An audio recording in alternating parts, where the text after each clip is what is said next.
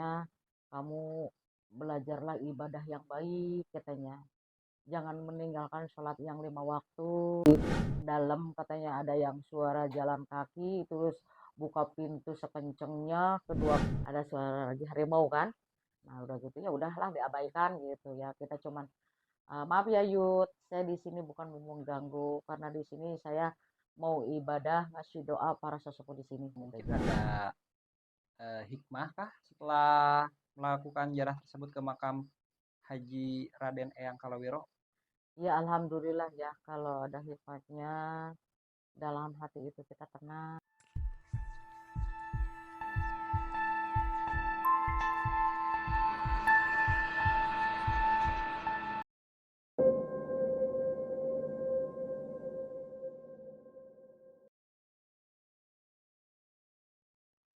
Selamat malam, Bi. Malam juga. Baik. Perkenalkan nama Ibi siapa? Nama saya Ibu Nenda. Kesibukan Ibi? Sehari-hari saya di rumah jualan gado-gado. Gado-gado. Gado-gado itu bumbu kacang ya, Bi? Iya benar, perkacangan. Jangan. Oke. Ibi katanya punya cerita horor atau cerita misteri atau mungkin cerita yang berbalut dengan mistis atau mistik? Ya alhamdulillah ada. Baik. Ibi siap menceritakannya? Bisa insya Allah. Baik. Oke, Bi, tolong ceritakan dari hulu ke hilir, dari hilir ke hulu. Assalamualaikum warahmatullahi wabarakatuh. Waalaikumsalam. Saya ke sini sama keponakan ya, Ya. karena dia pengen jaroh. Terus kata saya, ayo kalau mau jaroh. Nah, terus kita kan berangkatnya nanti sesudah maghrib. Nah, sudah sholat asar, saya sama keponakan jaroh dulu kepada orang tua. Karena dia juga sama saya, sama orang tua saya sudah almarhum. Terus udah gitu saya udah berjaroh, akhirnya sampai maghrib lah, sholat maghrib dulu. Udah gitu saya berangkat berdua sama keponakan saya. Udah gitu udah mungkin sejam ya, sejam setengah macetnya. Saya sampai ke rumah sesepuh. Dia umurnya udah 115 tahun. Saya pamit, minta doa restunya juga. Kata Pak sesepuh itu, saya mungkin gak bisa ngantar ke tempat yang saya sama keponakan saya yang dituju. Akhirnya dia ngasih bekal sama saya.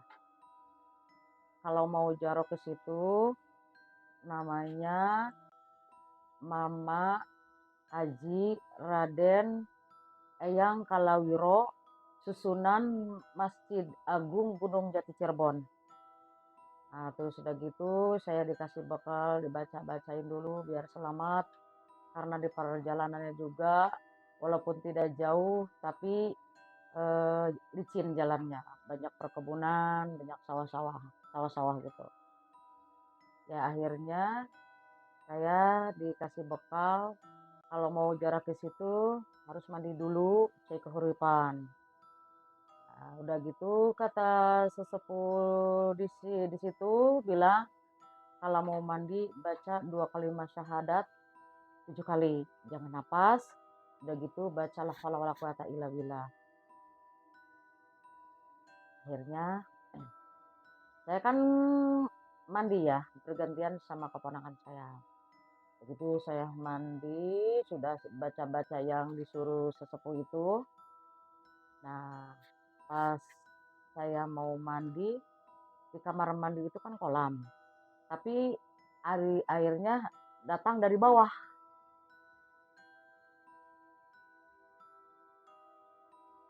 gelap, belum ada lampu. Di sebelahnya ada musolahan kalau kecil buat ibadah yang mau jauh ke situ, mungkin yang belum pada sholat dulu gitu. Nah terus sudah gitu saya mandi, saya bingung kok di dalam kolam itu ada putih-putih gitu. Kata saya teh sambil dilihat gitu kan, saya ngelihat atapnya nggak sampai kebuka ya gitu ya, ketutup juga, lagian nggak ada cahaya, nggak ada lampu juga. Saya itu mandi gelap-gelapan di kamar mandi sendiri. Oh, di dalam itu ya disebutnya namanya kulah gitu, kulah kecil gitu. Ada kayak lawan putih itu. Saya belum pernah kan, belum pernah ke kamar mandi itu, belum mandi di situ karena itu waktu saya itu pertama. Ah, mungkin ini memang ada kain putih di situ gitu. Ya udah gitu. Lagian saya juga nggak tahu itu dalam apa enggaknya gitu. Tapi lumayan lah agak dalam juga ya. Mungkin semeter setengah gitu. Nah, terus udah gitu saya mandi, itu udah baca-bacaan gitu sambil saya melihat melihat terus itu ke kolam itu. Sedangkan gelap tapi di bawah airnya itu kelihatan, kelihatan kain putih itu. Ya udah aku mandi, mandi saya merasa di jendela itu kan jendela terbuka ya. Jendela itu terbuka, nggak ada kacanya, cuman jendela gitu aja. Saya kayak ada yang ngelihatin gitu.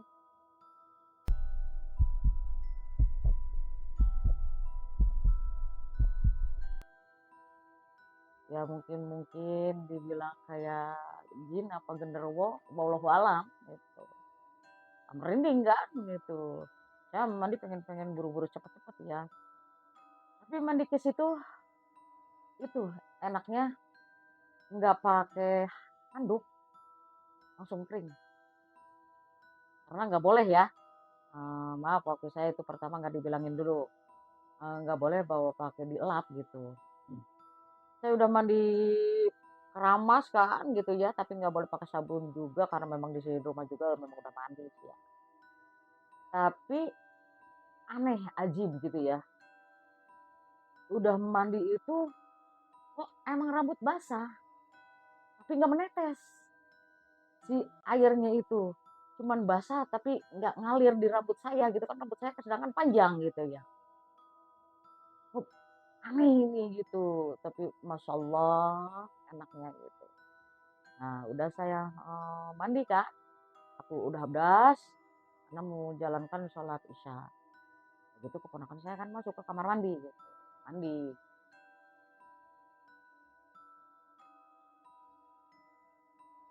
Terus untuk keponakan Ibi ketika mandi itu seperti apa? Mengalami hal yang sama seperti Ibi?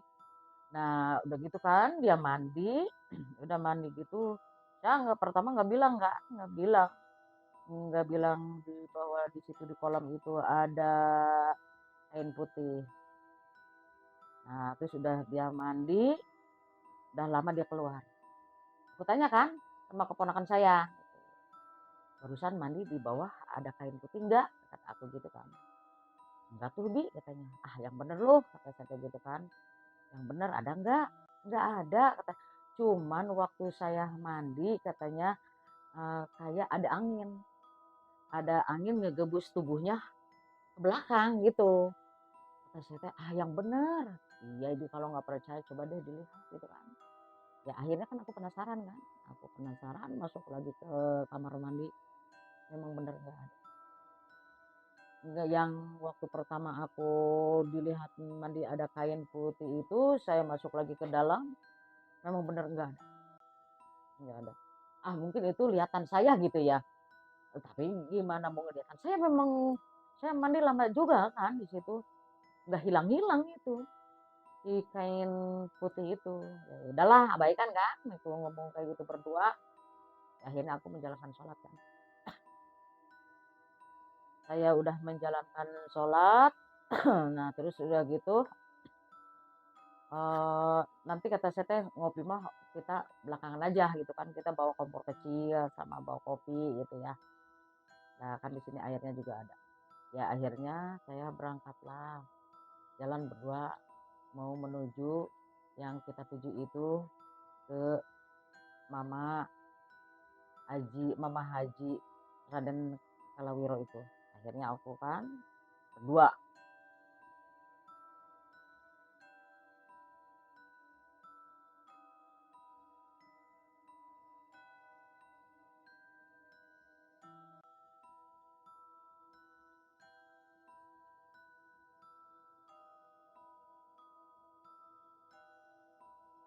Nah udah gitu saya di pintunya saya tunjuk salam. Begitu udah masuk kita berdua duduk. Kita baca-baca yang sebisa-bisa kita saya saja ya. Yang penting kita gini saya yang ngasih tahu ya gitu ya, kalau kita mau ziarah kita jangan minta apa-apa. Kita hanya minta dimaafkan dosa-dosa kita, dosa-dosa keluarga kita, dosa-dosa muslimin wa muslimat. Ya akhirnya kita duduk berdua. Memang bener itu tempatnya ekstrim banget ya. Pas ekstrim banget udah saya kayak ketakutan juga kan. Nah udah kayak ketakutan tapi kita bilang begini, ya Allah ya Rabb, mungkin saya tidak mati dengan begini gitu, karena saya lagi menjalankan ibadah hanya mengasih doa saja. Ya kita bukannya kita jaro itu bukannya kita juga ya minta apa-apa, kita hanya minta diampunin dosa sama Allah Subhanahu wa taala.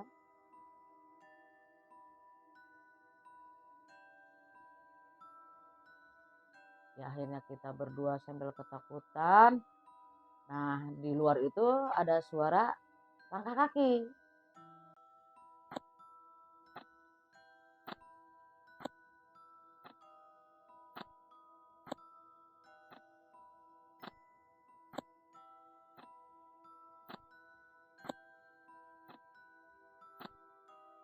Nah aku senang banget itu.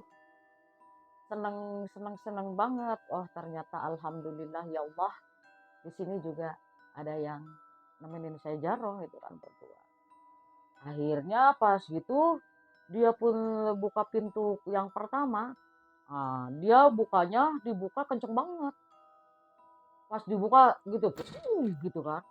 Ya akhirnya saya lagi memang khusyuk ya, lagi khusyuk kita baca tawasulan. Ya akhirnya kaget kan, kaget. Nah udah gitu, kok ini orang nggak masuk-masuk gitu ya.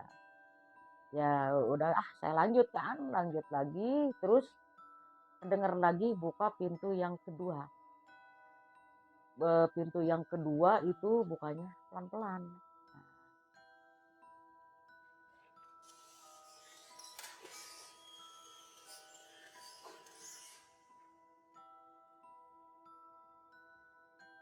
Udah gitu ya lama-lama memang gak ada orang.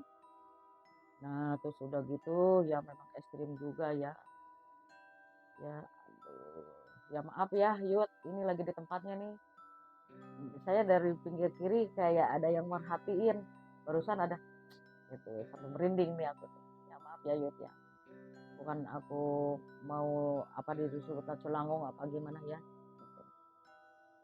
Ya akhirnya saya udah berzikir gitu, adalah suara-suara yang gak enak.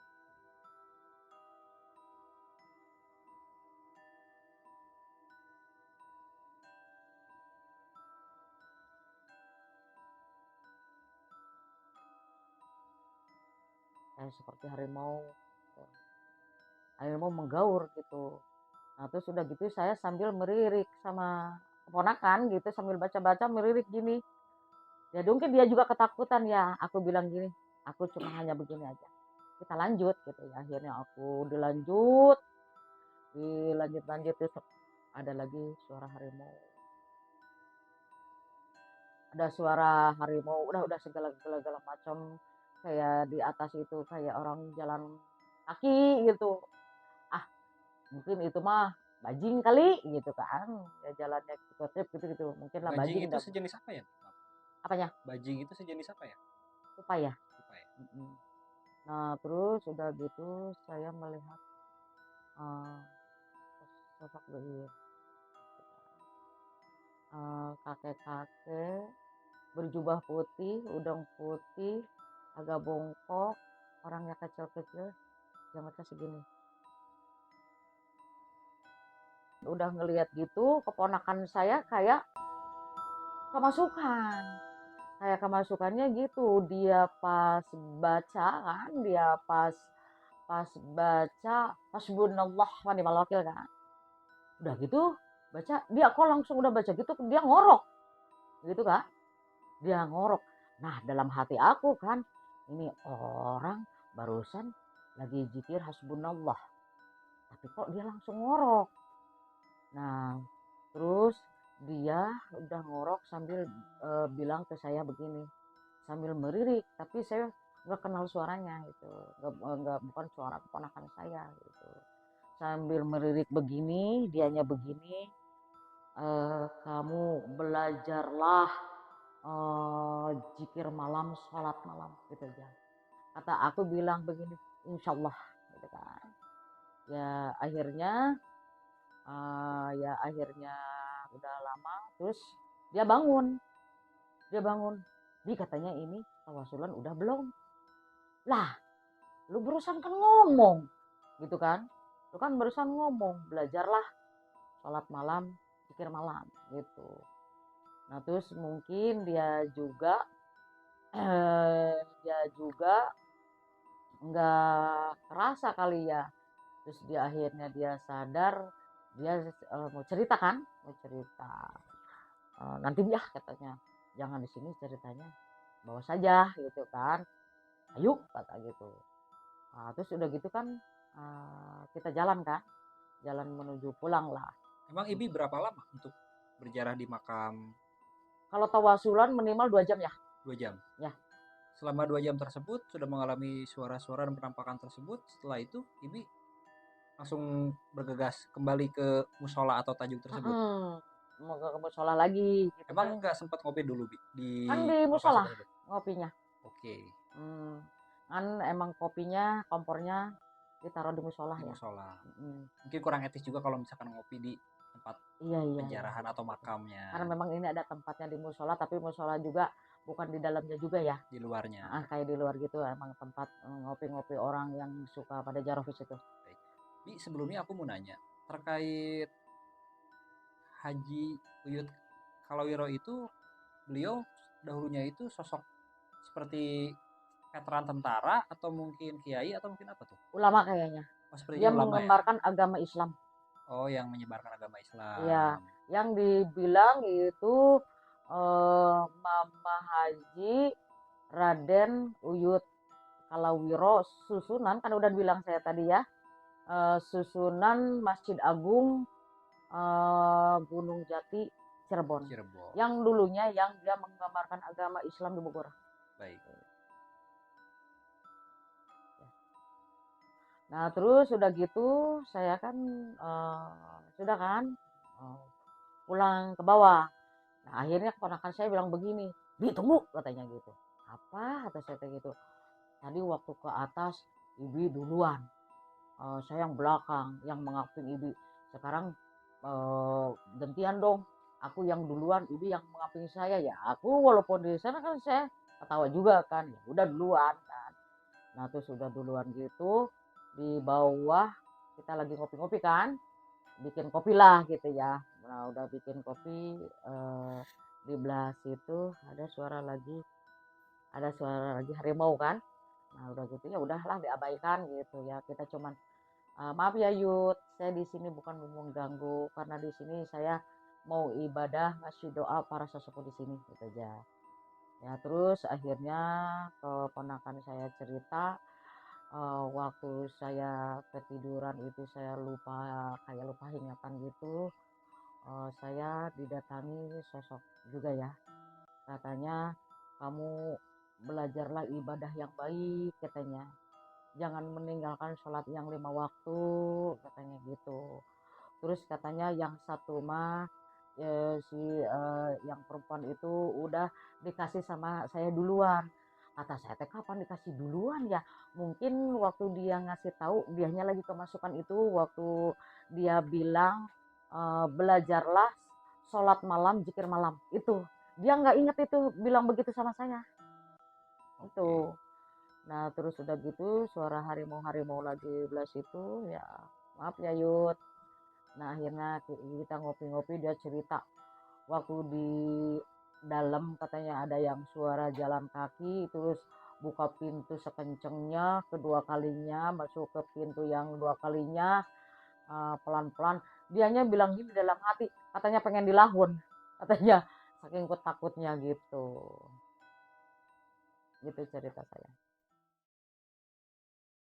Baik, Bi. Ibi setelah melakukan jar tersebut itu apa yang Ibi rasakan atau mungkin ada hikmah kah setelah melakukan jarah tersebut ke makam Haji Raden Eyang Kalawiro? Ya alhamdulillah ya kalau ada hikmatnya dalam hati itu kita tenang. Biasanya kalau ngomong gitu gini-gini, tapi sekarang mah ada hikmahnya dalam pembicaraan gitu ya. Banyaklah bersyukur, banyaklah beristighfar, katanya begitu saja. Jadi kita memang benar ya, kita harus kita syukuri, kita bersyukur, banyaklah beristighfar.